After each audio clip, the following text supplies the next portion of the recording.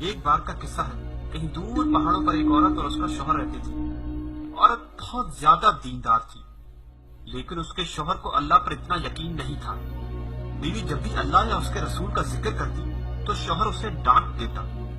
گھر کے حالات بھی کچھ اتنے اچھے نہ تھے، شاید اسی لیے شوہر ہمیشہ ناشکری کرتا رہتا۔ ایک شام گھر میں کھانا نہ ہونے کے برابر تھا، محض ایک ہی روٹی بن سکی۔ عورت نے سوچا کہ آدھی روٹی اس کا شوہر کھا لے گا اور آدھی وہ کھا لے گی، لیکن کچھ ہی دیر بعد باہر کا دروازہ بجا۔ عورت نے جب دروازہ کھولا تو اس نے بہت لاچار، مجبور اور بھوکا بھکاری دیکھا۔ عورت کو اس پر بہت رحم آیا اور اس نے اللہ کے بھروسے گھر میں جو ایک ہی روٹی تھی وہ اس بھکاری کو دے دی، اس یقین کے ساتھ کہ اللہ اس کی ضرور مدد کرے گا۔ جب رات کا وقت ہوا اور اس کا شوہر گھر آیا تو اس نے کھانا مانگا۔ اس عورت نے بہت یقین، بہت بھروسے اور حوصلے کے ساتھ اپنے شوہر کو بتایا، گھر میں جتنا کھانا تھا میں نے بھکاری کو دے دیا، اس بھروسے کہ اللہ میری کسی نہ کسی طرح ضرور مدد کرے گا۔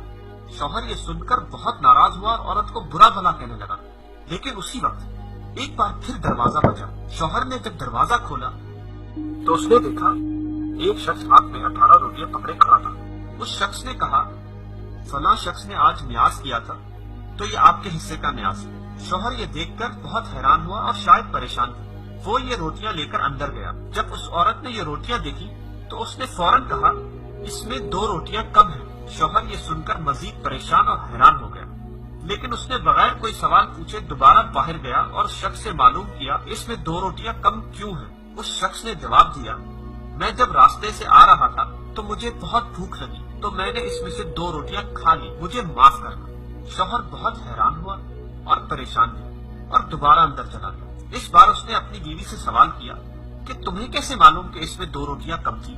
عورت نے بہت مسکراتے ہوئے کہا، میرے اللہ نے کہا ہے جو میری راہ میں خرچ کرے گا میں اس سے 20 گنا زیادہ عطا کروں گا۔ شوہر اپنی بیوی کا یہ جذبہ اور یقین دیکھ کر بہت حیران، بہت پریشان ہوا اور زار زار رونے لگا اور اللہ سے اپنے گناہوں کی معافی مانگنے لگا، اپنی ناشکری کی معافی مانگنے لگا۔